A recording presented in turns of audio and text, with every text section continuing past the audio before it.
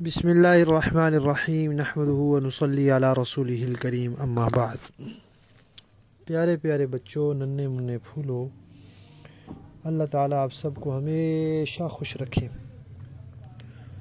اور فلسطین کے مسلمانوں کو مکمل آزادی، فتح، کامیابی اور عافیت نصیب فرمائے۔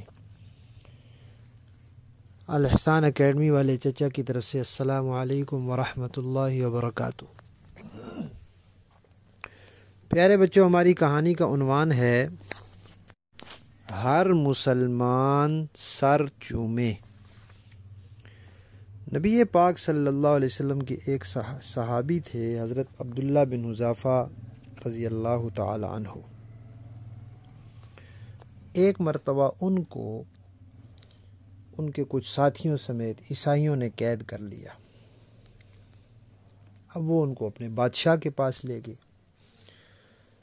اس بادشاہ نے کہا کہ آپ ہمارے مذہب میں آ جائیں، اسلام کو چھوڑ دیں، نصرانی ہو جائیں، تو میں آپ کو اپنی حکومت میں بھی شریک کروں گا، اپنی بیٹی کے ساتھ آپ کی شادی بھی کروں گا، یعنی عہدہ بھی مل جائے گا، شہزادی بھی مل جائے گی، مال بھی مل جائے گا۔ تو ان صحابی نے کہا کہ اگر تم مجھے اپنی ساری بادشاہت دے دو تب بھی مجھے یہ منظور نہیں ہے کہ ایک پلک جھپکنے کی دیر کے لیے بھی میں نبی پاک صلی اللہ علیہ وسلم کا دین چھوڑ دوں۔ پلک جھپکنا کہتے ہیں پیارے بچوں، یہ آنکھیں ہوتی ہیں نا، آنکھوں کے اوپر یہ کھڑے کھڑے بال ہوتے ہیں، ان کو پلکیں کہتے ہیں۔ پھر اوپر ان سے جو بال ہوتے ہیں ان کو تو بھویں کہتے ہیں۔ یہ پلکیں انسان کی بند کرے انسان اور کھولے، اس کو کہتے ہیں پلک جھپکنا۔ یہ تھوڑی تھوڑی دیر بعد خود بخود بند ہوتی رہتی ہے، بند ہوتی ہیں پھر فوراً کھل جاتی ہیں، بس اتنی سی دیر، 1 سیکنڈ سے بھی کم۔ تو انہوں نے کہا پلک جھپکنے کی دیر بھی میں نبی پاک صلی اللہ علیہ وسلم کا دین چھوڑنا گوارا نہیں کرتا، چاہے تم اپنی ساری بادشاہ دے دو۔ بادشاہ نے کہا پھر تو میں تمہیں قتل کر دوں گا۔ تو انہوں نے کہا ہاں یہ تم کر سکتے ہو، کر لو۔ اس نے کہا جی ان کو لٹکا دو اور تیروں کے ساتھ ان کو زخمی کرو۔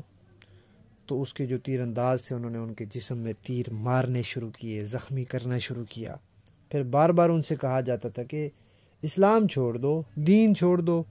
وہ فرماتے تھے کہ نہیں، ہرگز نہیں، یہ نہیں ہو سکتا۔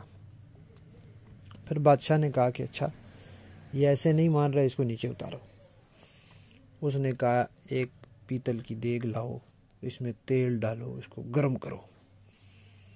پھر ایک مسلمان قیدی کو لے کر آؤ، ان کے سامنے اس کو اس تیل میں ڈال دو۔ اب انہوں نے ڈال دیا۔ اب وہ تیل کی وجہ سے، گرم تیل کی وجہ سے مسلمان قیدی بیچارہ، اس کی ہڈیاں جل گئی، اس کے گوشت جل گیا، کھال جل گئی اور ہڈیاں وہاں تیرنے لگی۔ اس بادشاہ نے کہا ان صحابی سے کہ اب بھی تمہیں میں کہہ رہا ہوں کہ باز آ جاؤ، اسلام چھوڑ دو ورنہ تمہیں بھی اس میں ڈال دیں گے۔ تو انہوں نے کہا کہ اللہ تعالیٰ کے دین کو نہیں چھوڑ سکتا۔ بادشاہ نے کہا اس کو بھی اٹھا کے اس میں ڈال دو۔ اب جب انہوں نے اٹھایا نا، وہ کافروں نے ان صحابی کو اٹھایا تو ان کی آنکھوں میں آنسو آئے۔ بادشاہ نے کہا لے آؤ میرے پاس، لے آؤ اس کو، یہ رو رہا ہے، شاید یہ ڈر گیا ہے۔ تو اس نے کہا کہ اب میری بات مان لو گے؟ انہوں نے کہا نہیں۔ اس نے کہا کہ پھر رو کیوں رہے ہو؟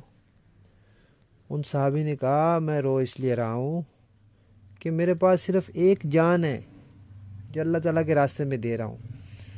میرے جسم پہ جتنے بال ہیں اتنی میری جانیں ہوتی تو میں ساری جانیں اللہ کے راستے میں دے دیتا اور میں دین نہ چھوڑتا۔ بادشاہ حیران ہو گیا کہ ایسے بھی لوگ ہوتے ہیں، اتنے پکے دین کے لوگ۔ اس نے پھر ان کو جیل میں بند کرا دیا، بھوکا رکھا، کھانے پینے کو کچھ بھی نہیں دیا۔ بہت دن جب گزر گئے تو پھر اس نے ان کے پاس شراب بھیجی اور خنزیر کا گوشت بھیجا، انہوں نے کھایا ہی نہیں، پیا ہی نہیں۔ بادشاہ نے کہا آپ نے کیوں نہیں کھایا؟ بلوایا، بادشاہ نے کہا کیوں نہیں کھایا؟ انہوں نے کہا کہ جب بندہ بہت زیادہ بھوکا ہو، بالکل مرنے والا ہو، تو کوئی ایک دو لقمے کھانے کی اس کو اجازت ہوتی ہے، لیکن میں نہیں چاہتا کہ تو اللہ کے دین کا دشمن ہے تو خوش ہو کہ ایک مسلمان شراب پی رہا ہے، تو خوش ہوگا نا، تجھے میں خوش کرنا ہی نہیں چاہتا۔ اب وہ بڑا حیران ہوا، اس نے کہا اچھا آپ بھی میری قید میں ہیں، آپ کے اور مسلمان ساتھی بھی ہیں،